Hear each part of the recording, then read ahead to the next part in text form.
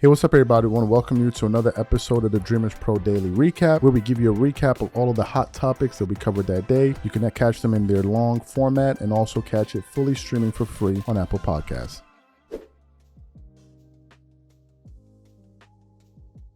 We got one, and this has to do with the fallout between LeBron James and Russell Westbrook.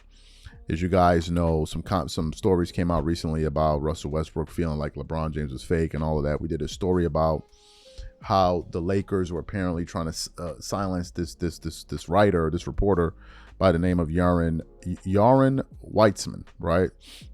And he wrote a book that recently came out called A Hollywood Ending: The Dreams and the Drama of LeBron James. I actually bought the book, right? I bought the book and I was reading through it. And I was going to do some shows on it, but I'm like, is it okay to like take somebody's book that they wrote and just start like taking stuff out and putting it on I wasn't sure, right? So I kind of just steered clear of it. But he's the author of that book, which I bought, right? So anyway, he was on Bomani Jones' show, right?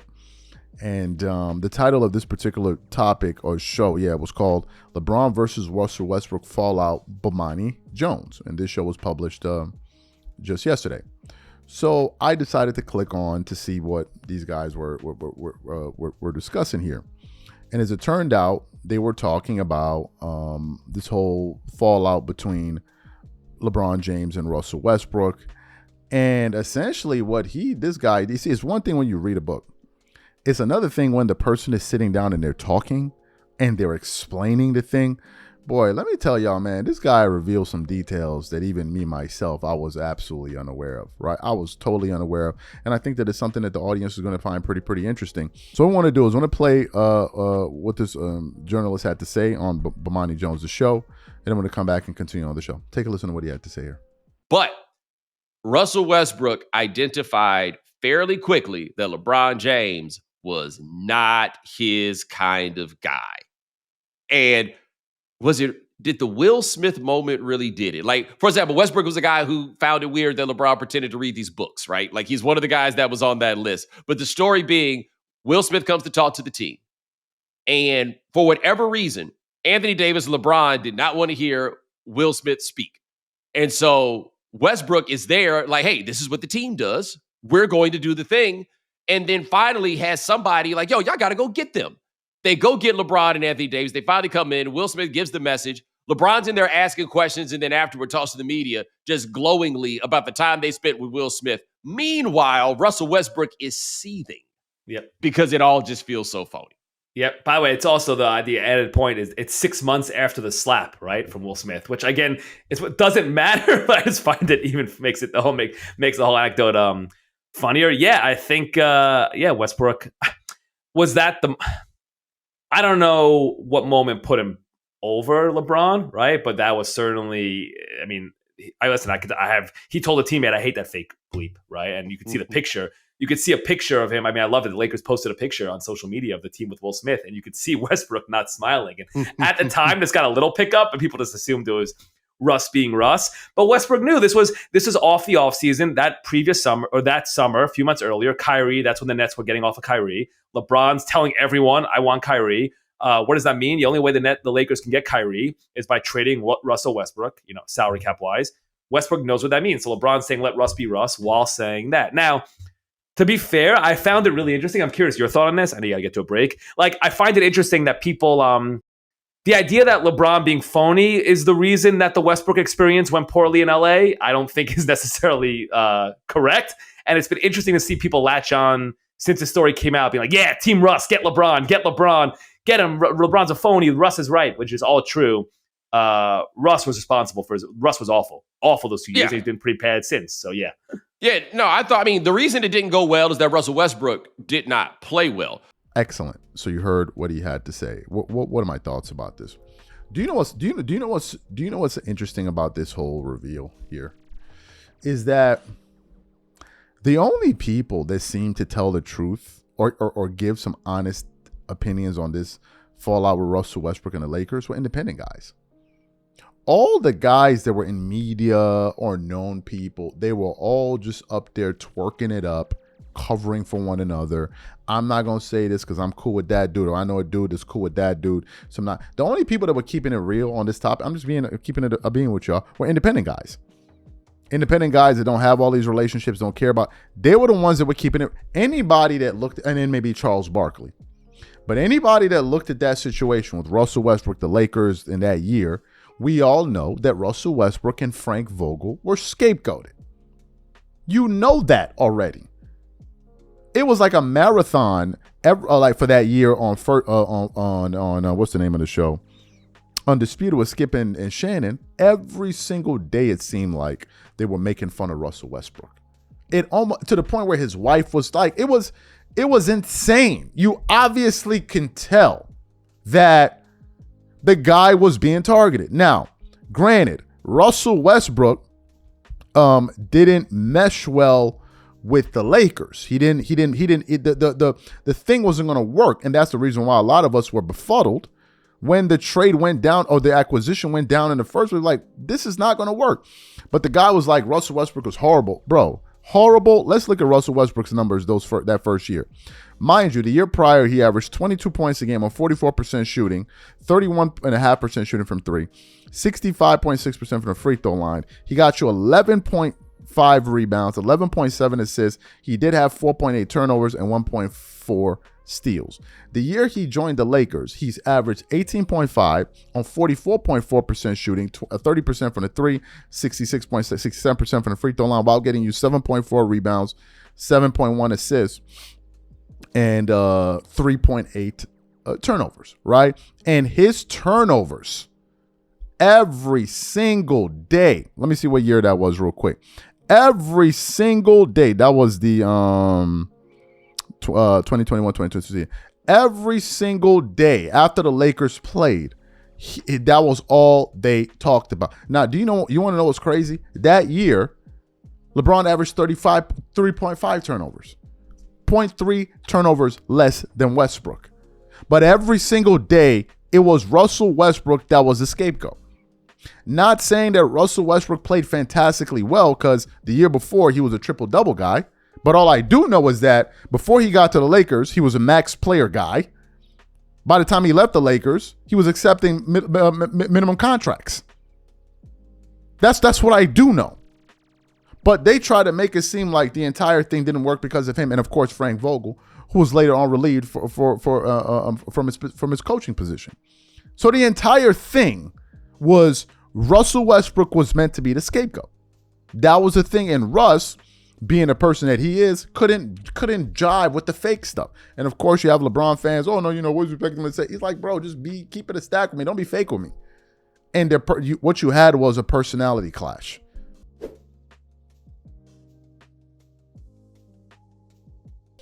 As I told y'all, man, I used to be a huge fan of Shannon Sharp, all the way to his leaving FS1, doing his podcast, all of that, right? But then I just kind of had to jump off the ship after the sex tape, sound, audio, whatever this came out, and I was just like, I'm out of here, man. That whole Michelle thing, I'm like, nah, bro, I can't do this anymore. But Shannon Sharp has been doing great. I haven't been following none of his shows. I unsubscribed to a lot of his stuff, but he's still doing his thing. Obviously, you saw what happened to him earlier this year, right? So I was just kind of looking for what to talk about, right? I was looking for what to talk about this morning, and I went to Awful Announcing to just see what they have. And I came across an article with the headline saying that I want to show you. Johnny Manziel offers defense of Texas trooper who confronted South Carolina wide receiver. Get out of my tunnel, boy. Now, this video, as y'all know, I'm not a football fan, but this video had been picking up some steam. Now, I didn't really follow it.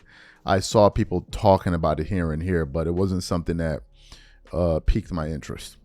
Now, what Johnny Manziel did, but it's not one of those things where we just have to tell you about it. We also got to show you, right? And we normally have a style of editing that we do, or that we deploy, But today we're going to kind of change it up a little bit because you're only going to get it when you see it. Because on this particular segment, you also had Chad Johnson there. So after Shannon Sharpe lays out the topic, Johnny Manziel begins to react to it. And when he said what he said, I want you guys to take a look at Shannon Sharpe's reaction and look at how awkward things became on Chad Johnson's face, because it was a weird one. Right? It was a weird one. But so what we want to do is we want to play that for you now. I want you guys to take a look at that, and then we're going to come back and continue on the show. Take a look at this. Ocho, Texas A&M said the state trooper, Johnny, that made contact with the South Carolina players during the game was relieved of his game day duties. After receiver Nick Harbor caught an 80-yard touchdown pass late in the second quarter, he grabbed his right leg, walked up the ramp, and Oscar Attaway III following. As they turned to walk back down the field, the Texas state trooper bumped into them and then turned around and pointed at the players, seemingly scolding them. Harbor was quickly pushed away by a teammate and continued to the field, but Beamer thanked Texas A&M for the quick action while speaking to reporters after the game. Got a ton of respect for the people here at College Station. It's a first-class operation. Everybody from the game operation standpoint, they do a great job and are first-class people. So we appreciate them handling that the right way and sending him home. Johnny, what are your thoughts about the alma mater? Yeah, I think we're just a little frustrated in that first half. He breaks off that run, runs up the tunnel. Around here in these parts, partner, we protect this house. We paid a lot of money for this house. Get out my tunnel, boy. Get back on the field. Hey, so he gave him a little something, let him know what's up. To be honest, it didn't give us much of a spark, but listen, majority of the time you don't see a lot of that from A&M people. You don't see it from Aggies. It is a small gesture that, of course, in the day and age we live in, it's on TV and recorded and blasted everywhere. I'm sure the guy obviously feels bad about it. I'm sure it's one of those moments, but just get out of here real quick. Being in college, I'd hit him dead in his damn head with the football. I'm just telling you, just knowing me in college, Ocho, because I'm not going to be as professional as I am in an NFL setting. I'd hit him dead in his damn face with that football. Hit him dead in his face, and you see that uniform he wearing? I don't give a damn about that uniform. He had that uniform on when he bumped into two 19-year-olds. Okay, I see you. Sure. I mean, Ocho, they try. If you go look at the one on the right, I think it was 27. He actually tries to move. He tried to inch out the way, and then you gonna bump into us and then turn around and point. Listen, Don't worry about it. I don't know what's wrong with the cop. Obviously, he's in the wrong. If anything, you could have got skinny and slid through them boys real quick. It Come on, no man. problem. Outside of that, tough guy. I got the badge on. I'm the officer. I'm gonna keep my broad shoulders up. And whoever bumped into me, we're gonna have a little altercation. It could have been prevented. It was unnecessary. I'm not gonna lie. If I'm in that position too, I'm gonna go with the guy. I'm definitely turning around, getting in his face, and saying something. 100%. It's gonna get to the point. Knowing you, Johnny, you gonna hit him with the football too. I'm gonna test him for sure. I'm gonna get in his face and say, "What's up?" off the rip, dead ass. Yes, right to his face. I just know it, Ocho. Cause I'm in a hostile environment and I'm already on. I'm like, yeah. So your instinct is bark. I'm gonna react. Bark. I'm gonna hit him. I promise you. In college, now NFL. First of all, I don't think cops would be like that. First of all, they ain't really, they got security, but cops, they just chilling out there. They happy. They're like, oh man, they might give you a high five or something. But I don't know what he's thinking that. Oh, you mean mugging two college kids? I got something for your ass. In the middle of a game at that. It ain't that much. Ocho, he turned around and point like, bro, I don't know where he thought he was. See, he thought he was on the street. See, I want you to know now, that ain't the first time he behaved like that. That ain't the first time. Because think about it. You in front of 100,000. How many of y'all had today, Johnny? 100 what? 105. God. Y'all had 105,000. You got two college kids. So let me ask you a question. What happens when you ain't got no thousand watching? You ain't lying. I had something for it. You ain't lying. Your team, just cause your team loses, you gonna shove two college kids. Great. So you saw it. What was my reaction? I'm not gonna lie to y'all. When I first saw that, I was like, whoa. I was like, wait, what? Your man said, get out of the tunnel, boy. Bro, this part. when I saw it, and then, Johnny Manziel had on them glasses with the cowboy hat, I was like, I know he didn't say that, right? I know he didn't say that. And when he said it, Shannon Sharp actually twirled around in the chair like, wait, what? And Chad Johnson, he was smiling, but it wasn't funny to him, right? It wasn't funny to him. On the part of Johnny Manziel, I think he only realized what he said after he said it, because I don't think he meant any harm, because I don't know Johnny Manziel, right? I don't know him, but I don't think he meant any harm per se, like, oh, get out of my tunnel, boy, like in a sense, like he's saying it to the wide receiver. But I think he may have been saying kind of the typical reaction for people there viewing that, because it was a big thing. It was a big thing. A lot of people were pretty pissed. I think the officer was relieved from that position for an upcoming game. So it was a pretty serious matter. So for Johnny Manziel to take that position and to say, "We got my tunnel, boy," and y'all all know the whole thing with the South, and I was like, whoa, what? Like, I couldn't believe he said it, right? I couldn't believe he said it. Now, what I noticed was they kind of had to play it off, right? Because if they didn't, and Shannon Sharp or Chad Johnson decided to react in a different way, that entire segment could have, I mean, it would have ended the show, right? Because all it would have taken was either Chad or Shannon to be like, "What you mean by boy?" Whew, show's over. Cancel the show. And then what you would have is another incident on Nightcap, right? Where Shannon Sharp or Chad Johnson and these guys, like, so it could have gone left, right? I think Johnny Manziel realized what he said afterwards, but that was pretty awkward, given how the officer was reprimanded for his actions. Now, I don't understand what the hell was going on in that video. I don't understand what was going on in terms of, like, you're walking through the tunnel, you see these guys coming, I guess they're going into the game, I don't know the full context, and the officer bumps into the guy, and then he turns around like, "You better," I'm like, what is going on? Like, it's not like as if the wide receiver that was walking out of the tunnel was just some dude. Like, the guy was clearly going, I think, into the game or back into the game, I don't know, whatever it was, or going on the field.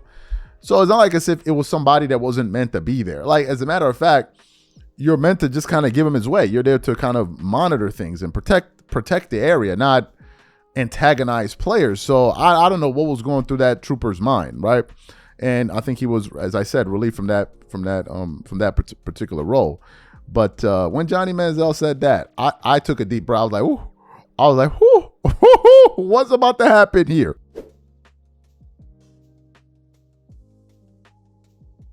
We made a lot of news. A lot of news was made after the word came out that Stephen A. Smith was being relieved of his role on NBA Countdown, one of ESPN's flagship NBA shows. As you guys know, he had been there for quite some time now, covering games, playoff games, etc., etc. So I believe it was even on Countdown. I could be wrong. With the whole solitaire thing that came up or whatever, right? So we did a show about it. Everyone reacted to it. But of course, what we knew was going to happen was that Stephen A. Smith himself was going to react to a lot of the chatter out there, right? Because it was essentially, the way the New York Post reported on it at the time was that it was a shocker and ESPN kind of pulled the plug. This kind of thing, that's how it came off. But Stephen A. Smith decided to kind of react to it and get behind the and get in front of the story and kind of give his take. Okay, so I want to read quickly from an LA Times report. It says, Stephen A. Smith explains his NBA Countdown exit. "I didn't want to be on the show." Continues on. Stephen A. Smith says he negotiated stepping down from NBA Countdown as a part of his contract renewal. The First Take star said his expanding duties, including his new SiriusXM show, left no time for the studio show commitment. The new NBA Countdown team features Malika Andrews, Brian Windhorst, Kendrick Perkins, and Mike Malone, though Smith will make occasional appearances. Smith said on Tuesday on the Stephen A. Smith show that he hadn't been demoted from his status as a show regular, as some outlets suggested. Instead, he said the change was coming when he had asked for a while negotiating his reported 5-year, $100 million contract to remain with the network earlier this year. Why? Smith said he doesn't have the time. He said, I didn't want to be on the show. Smith said, I negotiated coming off it. Now I love doing NBA Countdown, but once the Countdown show is over, I got other things to do other than be in the studio, watching the doubleheader and coming on at halftime. I got other stuff that I want to do to prepare for First Take the next day, the next morning, and do an abundance of other things that I aspire to do. Now, we got another article here. This is from The Sun, and it says the following. Stephen A. Smith breaks his silence on NBA Countdown exit after ESPN announces new look for the show. It says Stephen A. Smith has finally spoken out after fans were stunned to see him missing from NBA Countdown. This popular television host shocked many when he revealed it was his call to walk away, not ESPN's. It then continues on. It says, Smith says he stepped back because his schedule is already insane, even as the network rolled out a brand new lineup for the long-running show. On Sunday, ESPN confirmed its refreshed team, host Malika Andrews, NBA insider Brian Windhorst, ex-champ / pundit Kendrick Perkins, and newly hired Mike Malone, the 2023 title-winning Denver Nuggets coach. So you guys can read the rest of that. And he just basically went on to say Malika Andrews is fabulous, Mike Malone. So what are my thoughts about this? Look, guys. Initially, some people have speculated that Malika Andrews play a role in this because of some of the Stephen A. Smith's comments on Megyn Kelly with the whole Epstein thing. Maybe she felt uncomfortable having him on the show. And I said at the time that I don't believe that Malika Andrews has that kind of pull. Now, Stephen A. Smith essentially said that, look, he has other things to do. And Stephen A. Smith is a pretty busy dude. To host First Take or do ESPN First Take, which is I believe a 2-hour show. Then you have the Sirius XM radio show. Then you have your own show. It's a lot, right? And to be quite frank with you, Stephen A. Smith's appearances on NBA Countdown weren't like, he wasn't making any headlines with the things that he was saying on that show. I mean, I think most people watch that show because it was a filler. You rarely hear any noteworthy things come from that show. Now, once in a while, Kendrick Perkins will say something crazy. Like I think he said it on NBA Countdown, if I'm not mistaken, the year that the Lakers got Russell Westbrook, where they said that Russell Westbrook and the Lakers were going to win 70 games that year. I think he said that on NBA Countdown. So from time to time, that show kind of makes headlines, but usually nobody really cares. I mean, I certainly don't care, right? I don't watch it. I only watch it if there's nothing else on, really. Then I may watch a few moments of it. In terms of the whole Malika Andrews thing, man, Stephen A. I guess he likes working with, I guess he enjoyed working with Malika Andrews, especially after how she told him off, or tried to tell him off on his own show during that whole Ime Udoka thing. But it wasn't just him, because I also remember her cutting off Kendrick Perkins when he tried to push back initially, like, wait a minute, aren't these two adults and all of this stuff? And then Jalen Rose, obviously, you remember when he was forced to make a public apology for just asking a damn question. And he said that he was able to review the entire case during a commercial break. And then he went out there and made an apology. So things were getting pretty weird at the network at that time. So, I can understand some people feeling like Malika Andrews may have had a role in Stephen A. Smith leaving the show, but it looks like Stephen A. Smith is the guy that said, hey, look, I don't want to be on the show anymore. And quite frankly, I don't know why these people give themselves all of this headache with all of the work that they do anyway. I get that you're trying to make money and do all of this stuff, but damn, bro, they got to be a better way to make money, man. I mean, you got to what? Stephen A. Smith is being paid, $21 million a year to do ESPN First Take. There got to be a better way to invest that money so you can double or triple your money than to be working 23 and a half hours a day. I just feel like there's a better way to make money than just be constantly running yourself into the ground every single day, man. But hey,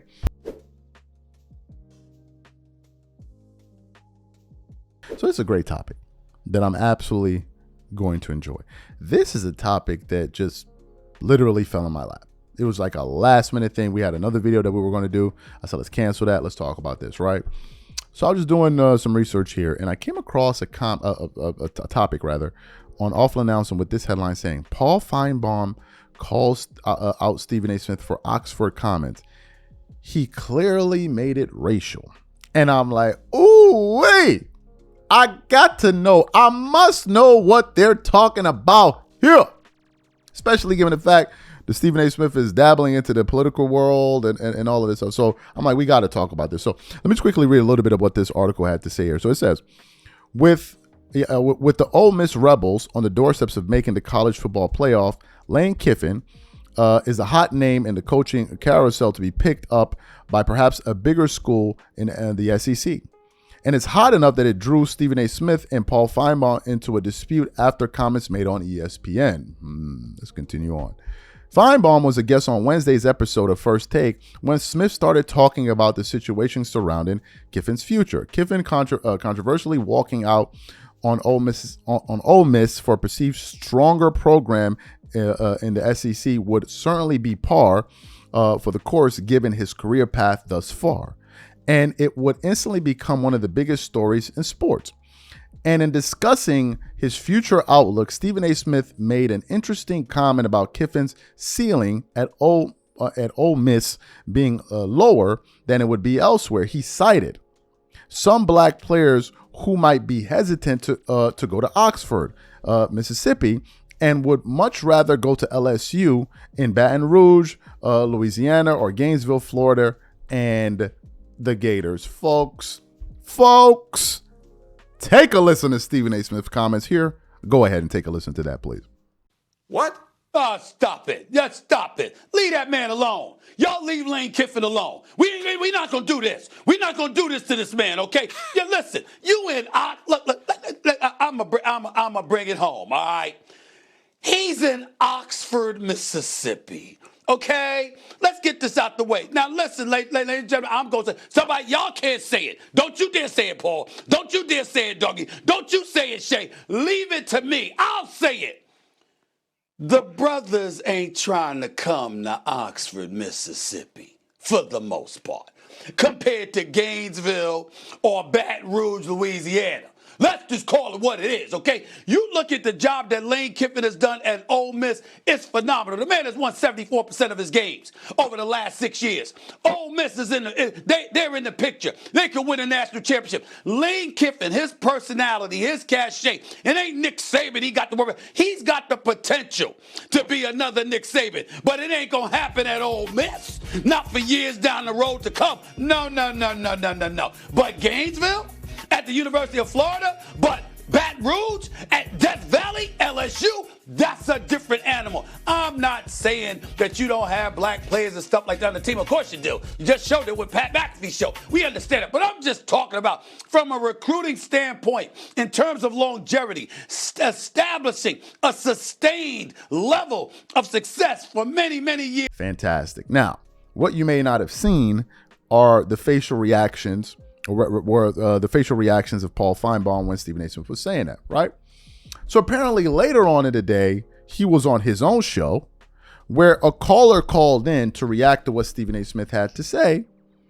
And essentially, Paul Finebaum said that he was stumped by what Stephen A. Smith said. And he basically was saying that, no, he said Stephen A. Smith made it racial when he shouldn't have. Guys, take a listen to what these guys had to say here, and then we're going to come back and react to it. Take a listen to this here. Oh my goodness. Hey, listen, baby, I caught you on First Take this morning with Stephen A. I just happened to click over and found you. And let's talk about prejudice. I really felt like he was. What is wrong with, Oxford, Mississippi? We're SEC. We're the best. Well, Rhonda, let me say this, if you give me a second. I don't get it. I didn't really know what to say to him because it was wrong. I'm going to be very disappointed in him. I've tried to like the guy, for sure. But, he has been known to leave in the night like a thief in the night. I love you, precious Paul. Love you so. Bye. Thank you very much. And again, I realize a lot of you did not see what Stephen A. said, but I mean, he clearly made it racial. He clearly said, in his words, the brothers do not want to go to Oxford, Mississippi, which is I think, been proven to be completely incorrect. I've been to Oxford a million times, and I think it's terribly unfair to bring up echoes of yesteryear, the 60s, and try to portray Oxford as that type of place today. It's not. The South has changed. It's up to, you can make your own interpretation, but to dump on Oxford while saying that Gainesville and Baton Rouge would be utopia was just baffling to me. Sheila is up next. Make sense out of it all, Sheila. So you heard what he had to say. I just gotta keep it a bean with y'all. I think this entire thing is hilarious. It's chuckle worthy. I mean, it just is. Now, as you guys know, Paul Finebaum, we've heard, is flirted with the idea of running for Senate. I don't know what state, but I think he would run it as a Republican. I don't know what state, though. Stephen A. Smith has flirted with the idea of running for president. Whatever that means. So, these guys have kind of been connected to the world of politics. Stephen A. Smith more so than Paul Finebaum. So I just find the entire thing to be hilarious. And I'm going to tell you why. Because Stephen A. Smith has kind of built this conservative audience on his show, The Straight Shooter, right? Stephen A. Smith's The Straight Shooter. So to hear Paul Finebaum essentially call Stephen A. Smith out for race baiting, it's just beautiful. It's absolutely beautiful. Here we have yet another instance where Stephen A. Smith is being called out. It's just crazy to me. Now, in terms of his comments, right? I think it's fair for me to say I haven't been to any of the places these guys are talking about. I haven't been to what are some of the places he mentioned? I haven't been to Oxford. I haven't been to Baton Rouge. I haven't been to Louisiana. I haven't been to Gainesville, Florida. I haven't been to any of these places, right? So I don't know what it's like over there. I don't know nothing about nothing. I guess Stephen A. Smith is saying that black players would be more prone to go to places where there's a higher population of blacks because maybe that's where they'll feel comfortable or whatever it is. Paul Finebaum is saying, why are you making it seem like blacks are monolith, like, oh, they must always be together, that they can't go to other places, blah, blah, blah, blah, blah. And that's also, I can understand that, right? Because just because a bunch of black people congregate over there doesn't mean that every black person wants to just go be over there. People are different, right? People are different, and people live where they choose to live. Some people for race, some people for just, so it's kind of, I also get what he's saying. The joke of it all, to me, the big joke, the big ha-ha moment for me is Stephen A. Smith is this guy on his show that has all of these kind of like conservative talking points. So to hear a guy, I guess that would be right of Stephen A. Smith, is it right? Yeah, right of Stephen A. Smith, basically saying that you're race baiting, I just think it's hilarious. Now, if this topic picks up enough steam, you better believe Stephen A. Smith's gonna capitalize on this. Anything for them views, baby. Hey, look, everybody's in it for views.